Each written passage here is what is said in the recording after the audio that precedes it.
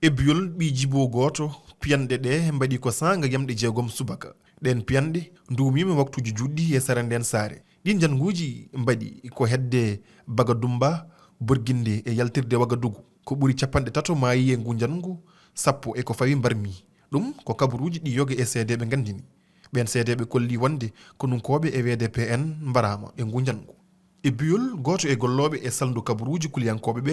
ɓe kippi nokkuji 3 e sara Djibo e nokkuji ɗiɗi ɗi ko nunkoɓe wonnoɓe ɗon ɓe dogui guila jottaka e nokku tatoɓo o oto goto belende e mobile goɗɗo duppama ko ɗon ɓe mbari ko nunkoɓe hewɓe hay caktirɗe Burkina goote kalani e ngu jangu kadi laamu ngu e hoore muɗum nana deƴƴi kono ciftinen wonde saare Djibo nana e uddere kuliyankoɓe guila e hitande 2022